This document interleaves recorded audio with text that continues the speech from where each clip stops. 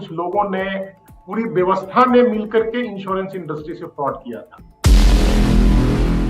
वो फिल्म का एक डायलॉग होता है ना कि पूरी कायनात वहां जुड़ गई थी। इंश्योरेंस इंडस्ट्री जो काम करता है उसके 4 पिलर होते हैं। ह्यूमन बीइंग होता है ना, वो सबसे बदमाश जानवर कहा जाता है ना, एनिमल। चीज सामने आई वो बहुत ही खतरनाक कहिए, डरावनी कहिए, एक हम लोग को ह्यूमन बीइंग के लिए बहुत शर्मसार करने वाली घटना थी।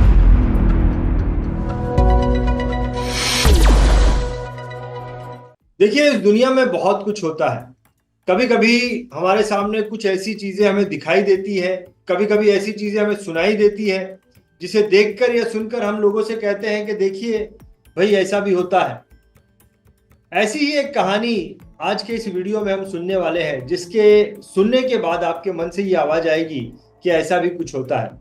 और इस कहानी को सुनाने के लिए हमारे साथ में जुड़े हैं मिस्टर मनोज पांडे जी, जो कि बिमटेक इंस्टीट्यूट के एसोसिएट प्रोफेसर हैं।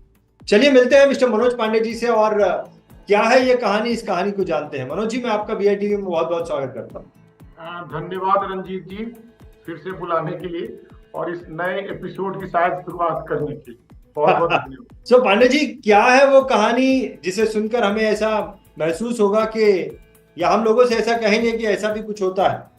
बोलिए। जैसा कि बातचीत आपसे हुआ था, ये कहानी बहुत पुरानी नहीं है, केवल 4 साल पुरानी है। अच्छा। और इसका संबंध बीमा व्यवसाय में होने वाले फर्जरी से है। देखिए, बीमा व्यवसाय में फर्जरी एक पुरानी चीज है, कोई नई चीज नहीं है। पहले भी था, आज भी है और आगे भी रहेगा। लेकिन शायद एक ऐसा मौका था, एक ऐसा घटना था जिसमें बहुत ही सिंडिकेट जिसको बोलते हैं ना, व्यवस्थित ढंग से कुछ लोगों ने, पूरी व्यवस्था ने मिलकर के इंश्योरेंस इंडस्ट्री से फ्रॉड किया था। वो फिल्म का एक डायलॉग होता है ना कि पूरी कायनात वहां जुड़ गई थी। अच्छा। देखिए, इंश्योरेंस इंडस्ट्री जो काम करता है उसके 4 पिलर होते हैं। उसको हम लोग बोलते हैं प्रिंसिपल्स ऑफ इंश्योरेंस, और उसको जानते हैं हम लोग प्रिंसिपल ऑफ इंडेमनिटी, जो ये कहता है कि लॉस से ज्यादा का पेमेंट नहीं होना चाहिए। दूसरा होता है प्रिंसिपल ऑफ इंश्योरेबल इंटरेस्ट, वो ये कहता है कि बीमा वही व्यक्ति ले सकता है जिसको कि लॉस होने की संभावना हो, ओनरशिप से रिलेटेड करता है। तीसरा होता है principle of utmost good faith, वो ये कहता है कि बीमा लेते वक्त दोनों पार्टी, इंश्योरेंस कंपनी और क्लाइंट, दोनों अपने बारे में सब कुछ वो बताए जो कि व्यवसाय के लिए जरूरी है। और चौथा होता है जिसको बोलते हैं प्रॉक्सिमेट कॉस्ट, पेमेंट क्लेम तभी मिलेगा जब उस घटना से लॉस हो जिसके लिए बीमा किया गया, यानी लाइफ इंश्योरेंस में हेल्थ इंश्योरेंस का क्लेम नहीं। ये 4 पिलर हैं और इससे कोशिश की जाती है कि किसी तरह का फर्जरी न हो, ज्यादा क्लेम न दिया जाए, हमारा बीमा आप न ले पाए, वगैरह वगैरह, झूठ बोल के बीमा न लिया जाए। लेकिन फिर भी जो ह्यूमन बीइंग होता है ना, वो सबसे बदमाश जानवर कहा जाता है ना, एनिमल है। तो हमारी बुद्धि बहुत तेज चलती है और फ्रॉड करने वाले तो सिस्टम से भी ज्यादा तेज चलते हैं। तो घटना कुछ ऐसी है कि 2019 के आसपास खास करके जनरल इंश्योरेंस कंपनियों के पास एक क्लेम आने लगे। हरियाणा और दिल्ली के बॉर्डर के जो इलाके हैं, झज्जर, आपका रोहतक, सोनीपत वगैरह वगैरह। और दुर्भाग्य की बात ये होती है कि इंश्योरेंस कंपनी अपने अपने साइलों में काम करती है, सबका अपना अपना क्लेम डिपार्टमेंट है, आपस में रिलेशन थोड़े कम रहते थे।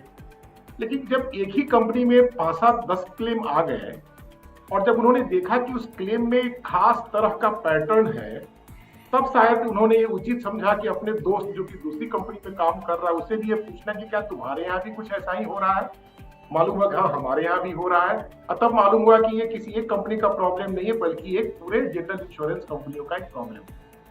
पैटर्न ये था, पर्सनल एक्सीडेंट पॉलिसी ली जाती थी किसी व्यक्ति के नाम पे, उसके बैंक अकाउंट खुलते थे उसी के आसपास, उसका पैन कार्ड भी उसी के आसपास इश्यू होता था, और वो व्यक्ति लगभग महीना 1.5 महीना के बाद वो एक हिट एंड रन केस में वो मर जाता था। उसका पोस्टमार्टम भी होता था, उसका एफआईआर भी दर्ज होता था, और on face of it everything was perfectly fine. और इसलिए इंश्योरेंस कंपनियों को क्लेम देना पड़ता था, क्योंकि इंश्योरेंस क्लेम देने में आपको क्या चाहिए, एक्सीडेंट हुआ हो उसकी पुष्टि कौन करता है, पुलिस करता है, पोस्टमार्टम होती है, सब कुछ था पेपर में, सब कुछ सही, आप ना नहीं बोल सकते हैं। लेकिन काम खराब तब हुआ जब ये पैटर्न बढ़ने लगा, एक ही तरह के केस हर कंपनियों में आने लगे। तब इन लोगों ने मिलजुल के इन्वेस्टिगेशन कराया और इसमें तब एक जो चीज बात है पांडे सामने जी, आई, होता क्या था यहाँ पे कि एक व्यक्ति अपना पर्सनल एक्सीडेंट इंश्योरेंस कराता था, फिर वही व्यक्ति मर जाता था। वही व्यक्ति मर जाता था, बीमा कराने के महीने भर के अंदर मर जाता था, और bank account, pan card number सब कुछ उसी के आसपास खुलता, अच्छा, ओके। है ना। तो जब इन्वेस्टिगेशन कराया गया तो जो चीज सामने आई वो बहुत ही खतरनाक कहिए, डरावनी कहिए, एक हम लोग को ह्यूमन बीइंग के लिए बहुत शर्मसार करने वाली घटना थी। वो ये थी कि रोहतक में एक कैंसर इंस्टीट्यूट है, पोस्ट ग्रेजुएट इंस्टीट्यूट कैंसर का है। वहां से ये जो लोग संलिप्त थे इस पूरी घटना में, वहां से वो डाटा निकालते थे वैसे व्यक्तियों का जो टर्मिनली इल है, यानी जिसको महीना, 2 महीना, 3 महीना में मरना ही मरना है। उसके बाद ये लोग उसके घर जाते थे, खास करके जो गरीब तबके के लोग थे, और जाकर के ये जो फ्रॉड करने वाले लोग थे उनको वो एक ऑफर देते थे कि देखो भाई, तुम्हारा एक घर वाला है, कमाने वाला है, तो वैसे भी मरने वाला है, क्या तुम सहयोग करोगे तो हम तुम्हारे लिए कुछ कर सकते हैं। प्रपोजल ये था कि जब बंदा मर जाएगा तो उसके डेड बॉडी को रोड पे लाके रख दिया जाएगा। और यहाँ बहुत ही क्रूरता वाली बात है, घर वालों की संलिप्तता भी बहुत संदेह करती है। उस डेड बॉडी के ऊपर से किसी व्हीकल को चढ़ा दिया जाएगा, और फिर उसको ऐसा दिखाया गया कि वो आदमी रोड एक्सीडेंट में रोड पे हिट एंड रन केस में मारा गया। एक और भी पैटर्न था कि मरने वाला व्यक्ति मोटरसाइकिल के पीछे चल रहा था, सामने अचानक कोई गाय बैल आ गई, मोटरसाइकिल को रोकने में वो गिर गया, हेड इंजुरी हो गई और वो मर गया। बजाते पुलिस का एफआईआर दर्ज होता था, पुलिस उस डेड बॉडी का पोस्टमार्टम भी कराती थी, और पूरे कागजों के साथ ये क्लेम सेटल किया जाता था। जब इन्वेस्टिगेशन किया गया तब इंश्योरेंस कंपनियों ने एक कदम उठाया कि सबने सम्मिलित रूप से या अलग अलग रूप से उन्होंने प्रॉपर एफआईआर दर्ज कराया, क्योंकि उनके पास कुछ पुख्ता सबूत आ गए थे कि ये बंदा रोड पे नहीं मरा, बल्कि ये तो पीजीआई हॉस्पिटल के रूम में मरा है टाइम। और फिर इस पे इन्वेस्टिगेशन हुआ, और इंश्योरेंस कंपनी की अच्छी बात ये थी कि पुलिस विभाग ने भी, स्पेशल टास्क फोर्स ने भी इसको बहुत सीरियसली लिया, और इस पूरे गैंग का पर्दाफाश हुआ। लेकिन तब तक लगभग 100 क्लेम इस तरह के हो चुके थे विभिन्न इंश्योरेंस कंपनियों का। अगर आप उस न्यूज आइटम को देखेंगे तो लीड मेरे ख्याल से उसमें भारतीय एक्सा जनरल इंश्योरेंस के लोगों ने लिया था, बजाज एलियांज ने लिया था, और फिर वो इस पूरे घपले का भंडाफोड़ हुआ। इसमें सबसे जो दुखद घटना मुझे लगती है कि घर वाले कैसे तैयार हो जाते थे कि अपने किसी प्रियजन के डेड बॉडी के ऊपर से ट्रैक्टर चढ़ा देना या गाड़ी चढ़ा करके उसको एज ए एक्सीडेंट फेक करना, वो तो होता था, वो बड़ा ही क्रूर है। बाकी तो फर्जरी वाले तो अपने पैसे कमाने के लिए कुछ भी करेंगे, लेकिन इसमें घर वालों की संलिप्तता भी एक बहुत ही, मतलब मैं क्या कहूँ, मानवीय मूल्यों के अगेंस्ट वाली बात आ जाती है।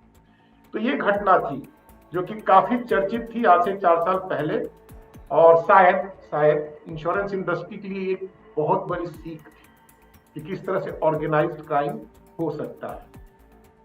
पांडे जी, मेरे मन में पहला प्रश्न तो ये आता है कि किस प्रकार की मानसिकता के व्यक्ति, जैसा कि आपने बताया कि घर वाले भी तैयार हो जाते थे अपने घर वालों की डेड बॉडी देने के लिए, उस पे से गाड़ी चढ़ा देने के लिए, तो आपको क्या लगता है किस प्रकार की मानसिकता हो सकती है जो ये चीजें करते हैं?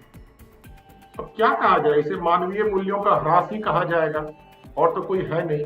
पैसा कमाने के लिए तो बहुत सारे साधन होते हैं, लेकिन देखिए फर्जरी के 2 कारण होते हैं, कभी कभी मजबूरी भी हो सकती है। हालांकि मैं इस चीज को जस्टिफाई नहीं कर रहा हूँ। उस न्यूज आइटम ये भी लिखा गया था, तो majority of the people agreed for this kind of connivance where from the very poor family.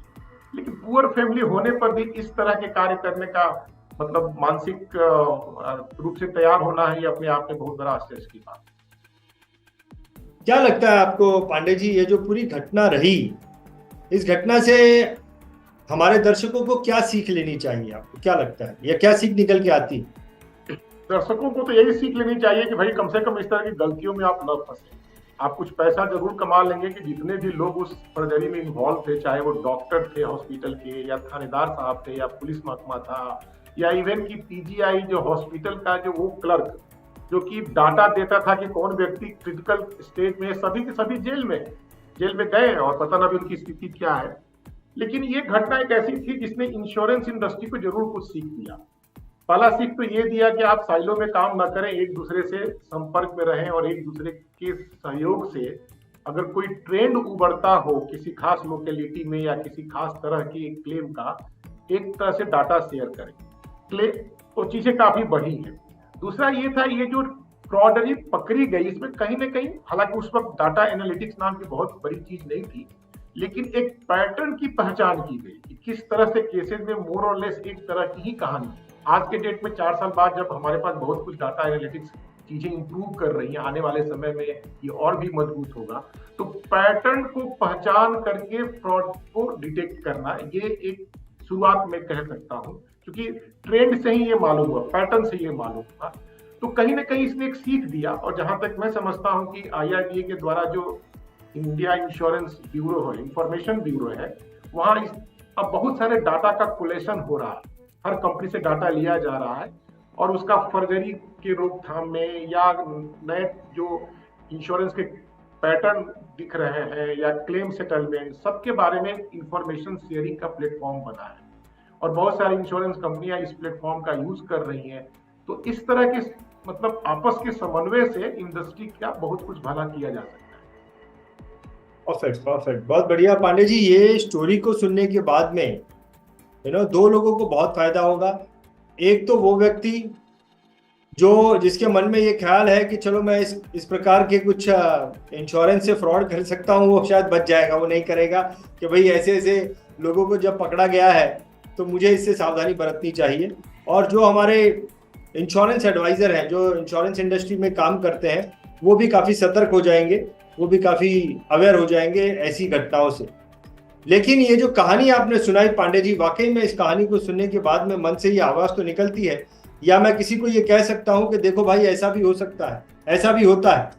बहुत बढ़िया पांडे जी, आपकी होता है और इस बात से इनकार नहीं किया जा सकता कि आगे नहीं होगा। कुछ पैटर्न होते हैं इस तरह का। एक लोकेलिटी आपका राजस्थान और गुजरात बॉर्डर जो है ना, बांसकाटा वगैरह का इलाका जो है, वहां भी एक पैटर्न है। जिस तरह से साइबर क्राइम में जामतारा एक जगह है बिहार में, उसका नाम आता है, उसी तरह से इंश्योरेंस इंडस्ट्री में भी कुछ ऐसे लोकेलिटी हैं जिनको कि इंश्योरेंस कंपनियों ने रेड फ्लैग करके रखा है। मतलब आप बिलीव नहीं करेंगे कि ज्योग्राफी के बेसिस पे भी रीजन्स को भी फ्लैग किया गया है, रेड, अंबर, ग्रीन टाइप। तो रेड वाले में अगर बीमा आता है, चाहे वो किसी का भी बीमा है, इंश्योरेंस कंपनी उसको 2 बार सोचती है कि लेना है कि नहीं लेना है। तो उस लोकेलिटी के लोगों के लिए भी शर्म की बात हो जाती है कि आपके इलाके का बीमा हर इंश्योरेंस कंपनी डर के मारे मतलब उसको ठीक से देखती है। तो लेकिन है, ये फैक्ट ऑफ लाइफ है, या ऐसा भी होता है, आपने सही कहा। बहुत बढ़िया, बहुत बढ़िया, बहुत बहुत धन्यवाद पांडे जी इतनी इंपॉर्टेंट स्टोरी को हमारे साथ में शेयर करने के लिए। बहुत बहुत धन्यवाद। Thank you very much. नमस्कार। BITV चैनल पर आपका स्वागत है। BITV YouTube चैनल पर सब्सक्राइब करिए, बेल आइकन दबाएं।